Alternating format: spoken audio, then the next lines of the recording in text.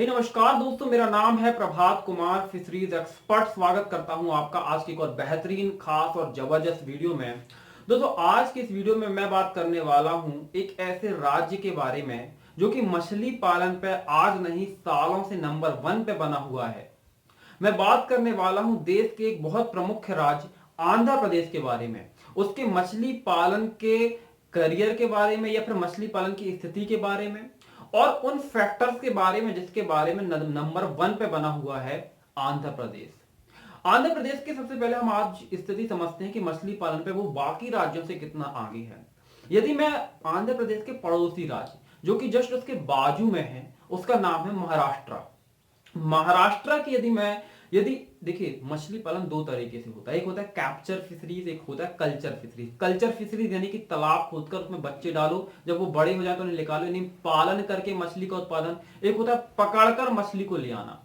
तो यदि मैं कल्चर फिशरीज की बात करूं यानी मछली पालन की बात करूं, तो महाराष्ट्र राज्य का जो लेटेस्ट में डाटा है कि उन्होंने 1.6 लाख टन, ध्यान से सुन लीजिएगा, 1.6 लाख टन मछली का उत्पादन किया है। और वहीं यदि आप आंध्र प्रदेश राज्य की बात करेंगे तो उन्होंने पता कितना उत्पादन किया है? 28 लाख टन। ये बहुत बड़ा अमाउंट होता है, 28 लाख टन। और सोच लीजिए कि उसका जो पड़ोसी राज्य है, आज महाराष्ट्र राज्य के पास पैसे की कमी नहीं है। आज सबसे ज्यादा धनी राज्यों में महाराष्ट्र राज्य का नाम गिना जाता है, राज्य का नाम है। वहां पे आर्थिक राजधानी देश की मुंबई स्थित है, वहां पे इंडस्ट्रीज की कमी नहीं है, वहां पे किसी चीज की कमी नहीं है। फिर भी मछली उत्पादन की दृष्टि में आज वो 28 और 1.6 के बीच का अंतर आप समझ सकते हैं कितना बड़ा अंतर है। क्षेत्रफल भी महाराष्ट्र के पास कम नहीं है। और यही स्थिति दूसरे राज्यों की भी है। मध्य प्रदेश, उत्तर प्रदेश, बिहार, राजस्थान, पंजाब, हरियाणा, किसी भी राज्य में आप चले जाएं, मछली पालन में कोई भी राज्य आंध्र प्रदेश के इर्द गिर्द भी नहीं टिक पाता है।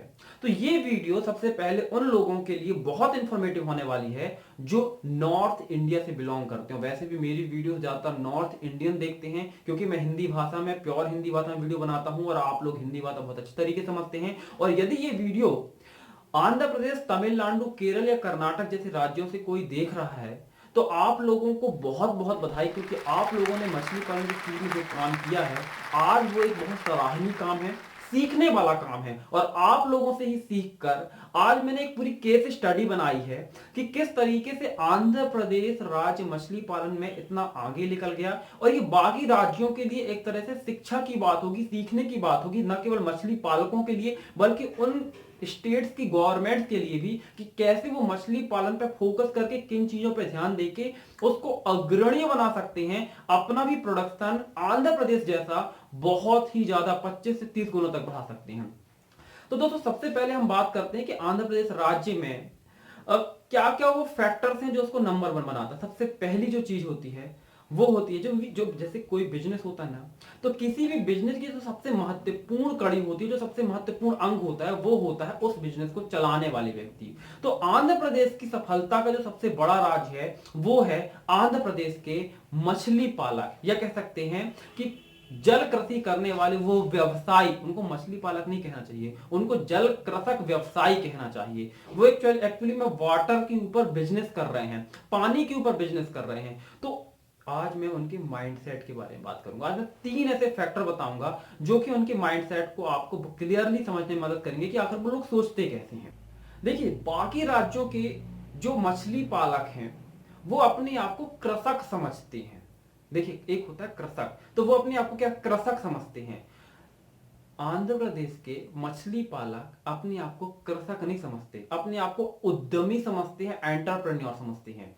अब एक बात ध्यान रख लीजिए कि जो नौजवान है, नव युवक है, जो अभी अभी कॉलेजों से पढ़कर निकला है, वो खेती करना पसंद नहीं करेगा, वो बिजनेस करना पसंद करेगा। तो ऐसे में जब पूरा राज्य ही किसी स्पेसिफिक चीज को बिजनेस के जैसे कंसीडर कर रहा है तो उसमें नौजवान घुसते चले जाते हैं, क्योंकि वो काम करने के बाद उनको ऐसा एंटरप्रेन्योर कंसीडर किया जा रहा है। और यदि उनकी मेंटेलिटी भी देखी जाए तो वो मछली पालन को एक व्यवसाय के तौर पे देख रहे हैं। हमारे यहाँ क्या है, मछली पालन को एक व्यवसाय के तौर पे नहीं, कृषि के तौर पे देखा जा रहा है। दूसरी चीज क्या है, मेंटेलिटी है कि मछली पालन करने वाला ज्यादा पैसा नहीं कमा सकता, मछली पालन करने वाला गरीब होता है। हमारे यहाँ मछली पालन करने वाले की इमेज बहुत अच्छी नहीं है इन राज्यों में, लेकिन वहां पे मछली पालन को एक प्रॉपरली बिजनेस के जैसे कंसीडर किया जा रहा है और वहां के लोग इस बात को समझ रहे हैं। तो सबसे पहले जो पॉइंट है कि बाकी राज्यों के जो जल कृषक हैं या फिर मछली पालक हैं, उनको किसान, वो अपनी मेंटेलिटी ये बनाए हुए कि मैं किसान हूं, लेकिन वो ये समझ रहे हैं कि मैं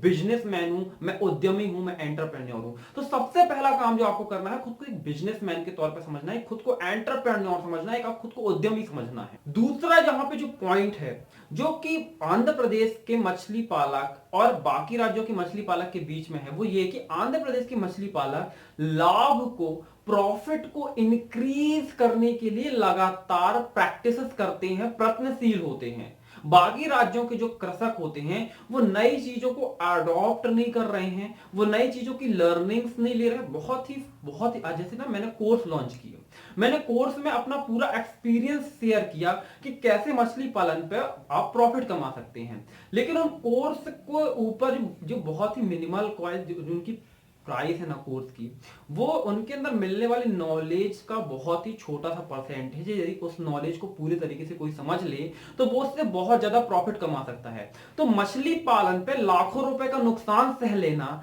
लोगों को पसंद है, लेकिन एक नॉलेज लेकर लाखों रुपए की प्रॉफिट को बढ़ा लेना ये पसंद नहीं, क्योंकि स्टडी में, लर्निंग में पैसा खर्च करना इन राज्यों के जो मछली पालक हैं उनको वेस्ट लगता है। और वहां के मछली पालक लगातार नई नई चीजें सीखते हैं, लगातार ट्रेनिंग्स करते रहते हैं ताकि वो अपने प्रॉफिट को इंक्रीज कर सकें, बढ़ा सकें। तो ये गलती आप में से भी बहुत सारे लोग करते हैं कि ट्रेनिंग लेने से डरते हैं, ट्रेनिंग में पैसा खर्च करना आपको वेस्टेज लगता है। यहां पे जो तीसरी चीज है जो कि वहां के मछली पालकों को और यहां उत्तर भारत के मछली पालकों को अलग करती है, वो होती है विवेकपूर्ण व्यावसायिक बुद्धि। हमारे यहां क्या होता है कि लोग दूसरों की बातों में आकर, विवेक का मतलब क्या होता है कि जहां पे हम खुद की विवेक का इस्तेमाल कर, विवेकपूर्ण व्यक्ति क्या होता है जहां पे खुद की बुद्धि का जो प्रयोग करे, और बुद्धिहीन क्या होता है कि इसको जो भी बताया जाएगा वो उसको ब्लाइंडली फॉलो कर लेता है। तो हमारे यहाँ के मछली पालक क्या होते हैं, देखा सीखी काम करते हैं। देखा सीखी काम करने में क्या है, इसने पंगेसियस पाला, मैं भी पंगेसियस पाल लूंगा, लेकिन इसके पीछे का एक पूरा साइंस होता है। तो वहां के जो मछली पालक हैं वो विवेकपूर्ण व्यवसायिक बुद्धि के तहत काम करते हैं। हमारे यहाँ के जो मछली पालक है वो ब्लाइंडली फॉलो कर लेते हैं चीजों को। और एक चीज जो एक क्या होता है कि एग्जाम जब होता है ना, तो वहां पे सबका क्वेश्चन पेपर एक ही होता है, वहां पे सबका क्वेश्चन पेपर एक ही होता है। लेकिन जो जिंदगी का एग्जाम होता है ना, वहां पे हर किसी का क्वेश्चन पेपर अलग अलग होता है। इसलिए कोई दूसरा क्या कर रहा है, जस्ट वैसा ही कॉपी मार के मैं भी कर लूंगा और मैं भी सफल हो जाऊंगा, मैं भी पास हो जाऊंगा। दूसरे ने क्या आंसर लिखा, वो आंसर लिख के आप 12वीं या 10वीं के एग्जाम में तो पास हो सकते हैं, लेकिन जिंदगी के एग्जाम में नहीं हो सकते हैं। आपको अपने फैसले खुद लेने पड़ेंगे, अपने विवेक का प्रयोग करना होगा। तो जब तक मछली पालक अपने विवेक का इस्तेमाल नहीं करेगा, तब तक उसके लिए चीजें मुश्किल होती रहेंगी। तो यहां पे तीसरा पॉइंट है विवेकपूर्ण व्यावसायिक बुद्धि का प्रयोग करना। तो ये वहां के मछली पालक के 3 विशेष गुण हैं जो वो इस्तेमाल करते हैं। अब इसके बाद मैं कुछ वहां के एनवायरमेंटल फैक्टर की बात करता हूं कि कैसे वहां का एनवायरमेंट हेल्प करता है वहां के मछली पालकों को ज्यादा प्रॉफिट गेन करने में। दोस्तों, यहां पे जो सबसे इंपॉर्टेंट चीज होती है मछली पालन के लिए, वो होती है पानी, वाटर। वहां पे यदि हम एनुअल रेनफॉल की बात करें, वार्षिक वर्षा की बात करें, तो वो लगभग 1100 मिलीमीटर होती है, जो कि एक बहुत ही प्रचुर और उचित होती है। अब देखिए, जो लोग सब्जियों की खेती करते हैं ना, उन लोगों को पता होगा कि यदि ज्यादा वर्षा हो जाए तो सब्जियां सड़ के खराब हो जाती हैं, और यदि कम वर्षा होगी तो सब्जियां सूख जाएंगी, उनको पर्याप्त मात्रा में पानी नहीं मिलेगा। ऐसे में जब भी जो लोग खेती करते हैं वो ये भी समझते होंगे कि जाति सर्वत्र वर्जते, और जो अल्पता है वो भी विनाशकारी होती है। तो प्रचुरता जरूरी है, ना अति हो ना कम हो। तो वहां पे जो 1100 मिलीमीटर पानी है वो प्रचुर मात्रा में होता है। उसकी जगह यदि मैं राजस्थान के जैसलमेर क्षेत्र की बात करूं, तो वहां पे पता है आपको कितनी बारिश होती है, केवल 83 mm, 83 mm वहां पे वर्षा होती है साल भर में। तो आप दोनों के बीच का कंपेयर कर सकते हैं। और वहीं पे यदि मैं कुछ जो नॉर्थ ईस्ट के राज्य हैं, वहां पे तो इतनी वर्षा होती है कि दिन दिन भर बादल ढके रहते हैं, तो वो भी मछली पालन के लिए घातक होती हैं। तो पर्याप्त मात्रा पर वर्षा का होना और पर्याप्त मात्रा में एटमॉस्फेयर का बना रहना जो कि मछली पालन के लिए उचित हो, वो वहां पे उनको पर्याप्त मात्रा पे मिल जाता है। ऐसा नहीं है कि बाकी राज्य नॉर्थ इंडिया के राज्यों में, यदि मैं महाराष्ट्र की बात करूं, मध्य प्रदेश की बात करूं, उत्तर प्रदेश की बात करूं, तो वहां पे भी ऐसा एनवायरमेंट मिल जाता है, लेकिन और भी जो फैक्टर हैं वो इफेक्ट करते हैं। लेकिन यहाँ पे ये इनके लिए प्लस पॉइंट है। दोस्तों यहाँ पे जो अगला पॉइंट है वो होता है उपजाऊ और सही मिट्टी। यदि मैं आंध्र प्रदेश पूरे राज्य की बात करूं तो वहां पे 66% यानी 66% जो मिट्टी है वो दोमट मिट्टी है, रेडिश मिट्टी है। दोमट मिट्टी की खासियत ये होती है कि उसके अंदर पानी को रोकने की बहुत ही अच्छी क्षमता पाई जाती है। ऐसे में आपने बहुत ज्यादा महाराष्ट्र या राजस्थानी क्षेत्र में जो मछली पालन करते हैं उनको क्या करता है, पॉली पॉन्ड बनाना पड़ जाता है। मतलब तालाब तो बना लिया, उसमें पानी नहीं रोक रहा है, लेकिन महाराष्ट्र जो आंध्र प्रदेश है वहां के तालाबों के साथ ऐसी प्रॉब्लम नहीं होती, क्योंकि ऑलमोस्ट जो वहां पे क्षेत्र है वो दोमट मिट्टी का, रेडिश मिट्टी का, जो पानी को बहुत ही अच्छी तरीके से रोकता है। साल भर तालाबों में पानी रुक जाता है, सीपेज की प्रॉब्लम बहुत कम होती है, तो ये एक एडवांटेज है उनके लिए वहां पे, इसलिए मछली पालन आसान हो जाता है। इसके अलावा वहां पे जो बची हुई मिट्टी का क्षेत्र है ना, ऐसा नहीं कि वो अनउपजाऊ मिट्टी है, दोमट मिट्टी थोड़ा सी कम उपजाऊ होती है, लेकिन वहां पे जो कृष्णा और गोदावरी जो नदियां हैं उनके जो डेल्टास हैं वो भी बहुत ही उपजाऊ मिट्टी के क्षेत्र होते हैं, और वहां पे पानी की समस्या तो है नहीं, लेकिन मिट्टी इतनी ज्यादा उपजाऊ है कि मछली पालन और खासकर जो प्रॉन एंड श्रिम्प है उसका कल्चर वो बहुत अच्छी तरीके से कर पाते हैं। ये चीज भी उन्हें मछली पालन में बहुत अग्रणी बना देती है। तो यहाँ पे जो अगला पॉइंट है वो होता है फिश सीड का स्टैंडर्ड वर्जन को यूज कर लेना। हमारे यहाँ नॉर्मली जो मछली पालक होते हैं वो बहुत ही कम कीमत में मछली के बच्चे खरीदने के चक्कर में स्पॉन खरीद लेते हैं, फ्राई खरीद लेते हैं। वैसे तो मेरा रिकमेंडेशन हमेशा फिंगरलिंग के लिए होता है, क्योंकि वो उचित दाम पे सही आकार का बच्चा आपको मिल जाता है। लेकिन इन राज्यों के जो किसान होते हैं वो एक वर्षीय ठिगने, जिनको स्टैंडर्ड सीड कहा जाता है, स्टैंडर्ड एयरलिंग्स कहा जाता है, उनका इस्तेमाल करते हैं। इसकी खासियत क्या होती है, ये कम समय में लगभग 5 से 6 महीने में ही 1 किलो का हो जाता है। तो ऐसे में कम शॉर्टर पीरियड में ये ज्यादा ग्रोथ ले लेते हैं और तेजी से मछली पालन कर पाते हैं। ये भी एक बहुत ही पॉजिटिव पॉइंट है। अगला यहाँ पे जो पॉइंट है वो ये, आपको मछली पालन की फील्ड में मैंने कई वीडियो में ये बताया है कि मछली पालन का जो सबसे बड़ा खर्च होता है वो होता है कि फीडिंग का खर्च, मछली को दाना खिलाने का खर्च। दाना बहुत ही महंगा पड़ता है। ऐसे में जो यहाँ के मछली पालक होते हैं उनको फीडिंग कराने का एक विधिवत नॉलेज है, वो एक पूरा चार्ट मेंटेन करते हैं। जिन लोगों ने मेरे कोर्स को ज्वाइन किया है उन लोगों को मैंने फीडिंग के लिए एक पूरा चार्ट बताया है कि किस स्टेज में कितना फीड कराना है, कितने प्रोटीन परसेंटेज वाला फीड करवाना है। ऐसे में सही मात्रा में, सही आकार और सही प्रकार और सही मात्रा में न्यूट्रिएंट्स वाला फीड जब आप करवाते हैं तो उसका खर्च कम होता है, रिजल्ट ज्यादा मिलता है। अब हो सकता है हमारे यहाँ के जो मछली पालक उनको इसका बात का नॉलेज ही नहीं है। शुरू में हो सकता है वो 28% या 25% प्रोटीन वाला फीड खिलाएं, जबकि जरूरी है ज्यादा 35-40% प्रोटीन वाला। बाद में ज्यादा प्रोटीन वाला फीड कराएं जो कि वेस्ट जाता है। तो ऐसे में एक प्रॉपर चार्ट मेंटेन कभी नहीं करते हमारे यहाँ के मछली पालक, लेकिन वहां पे मछली पालक एक प्रॉपर मेथड के तहत, एक प्रॉपर प्री डिसाइड प्लानिंग के तहत मछलियों को फीडिंग कराते हैं, जिसके कारण इफेक्टिव फीडिंग हो पाती है, मछलियों की फीडिंग का खर्च कम होता है और आउटकम ज्यादा मिलता है। तो ये भी एक बहुत अच्छा रीजन है। तो यदि आप सीखना चाहते हैं ना मछली पालन किस तरीके से डिटेल में, तो आप हमारे कोर्स भी ज्वाइन कर सकते हैं। तो यहाँ पे दोस्तों जो अगला पॉइंट है वो ये कि मछली पालन को साइड बिजनेस की तरह ना देखना। हमारे यहाँ की मछली पालक जो हैं या मछली पालन करने वाले लोग हैं, जैसे किसी की शॉप है, किसी की दुकान है, या फिर किसी का कोई अलग से बिजनेस है, तो वो अपने बिजनेस के साथ में अपने तालाबों में, एक खेत में तालाब बनवा देगा, वहां पे मछली पालन, मछली के बच्चे डलवा देगा और अपने काम पे वापस लौट जाएगा। नौकरी करने वाले लोग हैं। तो हमारे यहाँ मछली पालन को ऐसा साइड बिजनेस ट्रीट करते हैं लोग, मतलब मेन बिजनेस को की तरह ट्रीट नहीं करते। लेकिन वहां पे मछली पालक डेडिकेटेड होकर, समर्पित होकर मछली पालन करते हैं, ये उनके लिए मेन बिजनेस होता है, जिसके कारण मछली पालन में उनका एक्टिव इन्वॉल्वमेंट होता है। वो एक्टिवली इन्वॉल्व होते हैं मछली पालन में, और वो छोटी छोटी चीजों को ऑब्जर्व करते हैं, और वो छोटी छोटी चीजें मछली पालन में उनको लॉस से बचाती हैं, जिससे कम जगह, कम टाइम, कम एफर्ट और कम मेहनत के साथ में, कम कॉस्ट के साथ में ज्यादा प्रोडक्शन वो ले पाते हैं। तो ये तो हो गए कुछ एनवायरमेंट और मछली पालकों के ऊपर बातें, लेकिन वहां पे कुछ इकोसिस्टम भी मछली पालन के ऊपर बहुत ही अच्छा डेवलप हो चुका है, जो कि हमारे यहाँ डेवलप नहीं हो पाया है। यदि हमारे यहाँ किसी को मछली पालन करना है, मान लो किसी विशेष तरह की मछली का पालन करना है, तो उसको सीड कहां से मिलेगा, मछलियों के बच्चे कहां से मिलेंगे?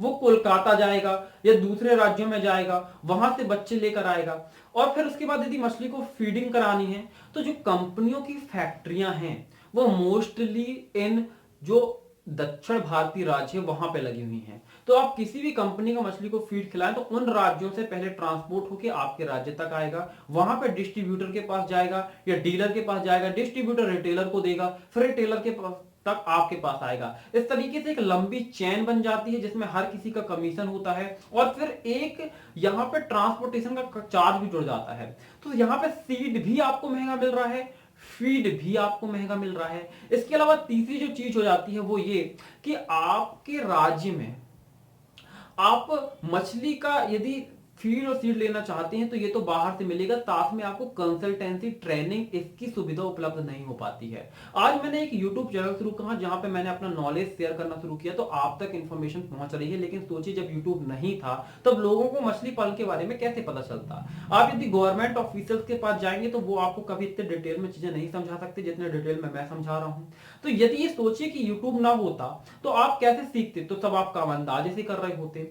लेकिन वहां पे ये इकोसिस्टम इस तरीके से डेवलप हो चुका है कि वहां पे ट्रेनर भी अवेलेबल हैं, वहां पे सीड हर लगभग राज्य में आपको ना फीड की कंपनियां मिल जाएंगी, सीड की हजारों हैचरीज मिल जाएंगी। तो करीबी हैचरी से सीड मिल रहा है, ट्रांसपोर्टेशन का कार्ड बहुत निगलेक्टेबल है, बहुत ही कम है।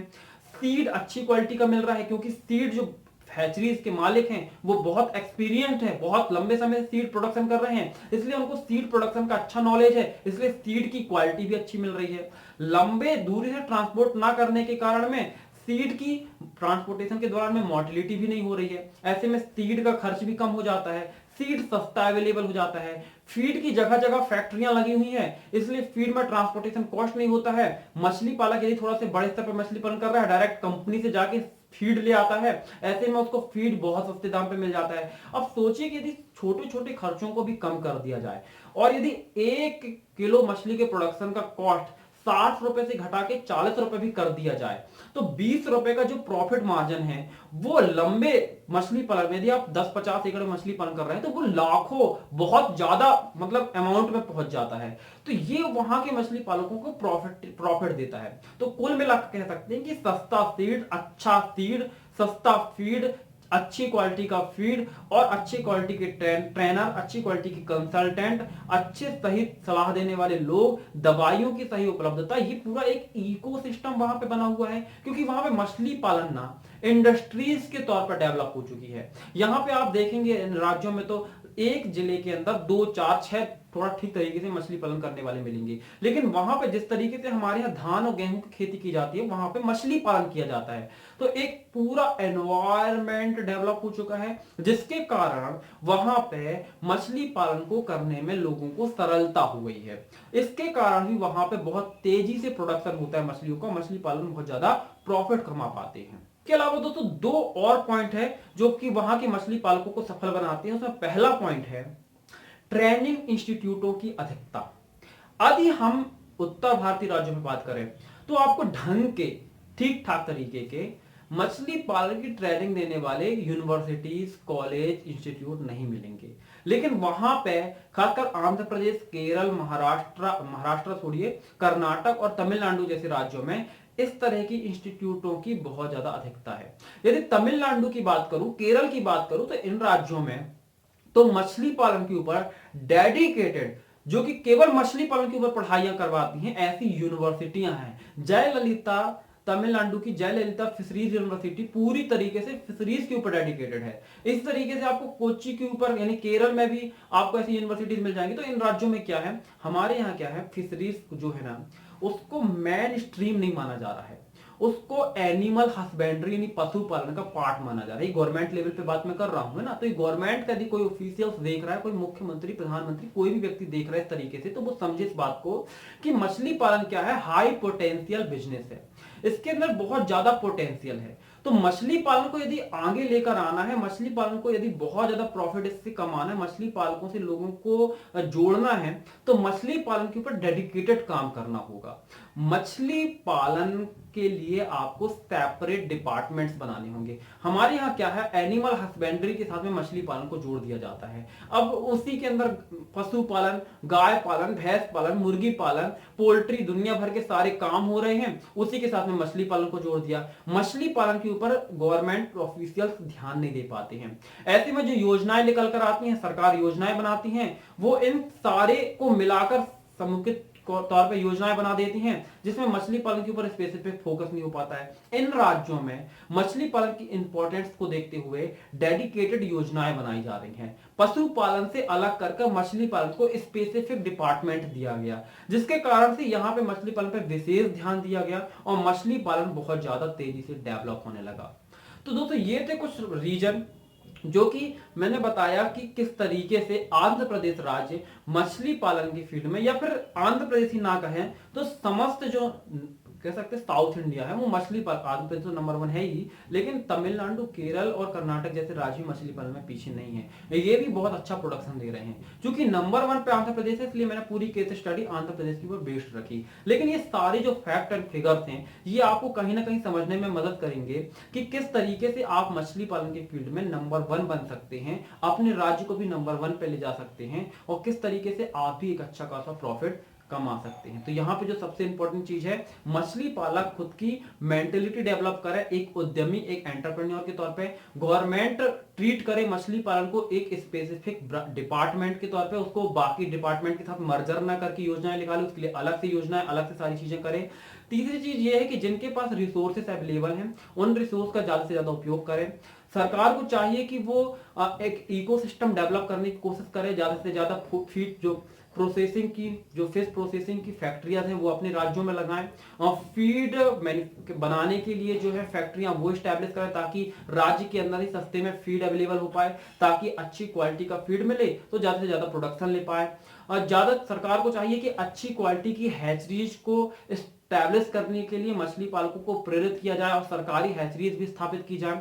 मछली पालकों को चाहिए कि वो अच्छे तरीके से ट्रेनिंग ले। तो यदि ये चीजों का ध्यान रखा जाएगा तो डेफिनेटली कोई भी राज्य मछली पालन में आगे निकल जाएगा, और कोई भी मछली पालक में अच्छा पैसा कमा लेगा। तो उम्मीद है दोस्तों दी गई जानकारी आपको पसंद आई होगी। यदि आप मछली पालन में लेना चाहते हैं ट्रेनिंग ऑनलाइन अपने घर बैठे, तो आप हमारे कोर्स भी ज्वाइन कर सकते हैं। A to Z basic fish farming course और 0 to 1 एडवांस मेंबरशिप कोर्स है, जहां पे आप मुझसे जुड़कर डायरेक्ट मुझसे सवाल करके मेरी कंसल्टेंसी के साथ मछली पालन कर सकते हैं, जो कि है 0 to 1 advance fish farming course. कैसे ज्वाइन कर सकते हैं, वीडियो के नीचे डिस्क्रिप्शन में लिंक है, यदि आप लिंक पे क्लिक करेंगे तो पे करके ज्वाइन कर सकते हैं, नहीं तो आप हमारे व्हाट्सएप नंबर 8815756881 पर संपर्क कर सकते हैं। उम्मीद है दोस्तों आपको वीडियो पसंद आई होगी। मिलता है अगली वीडियो में, तब तक के लिए जय हिंद, जय भारत, वंदे मातरम।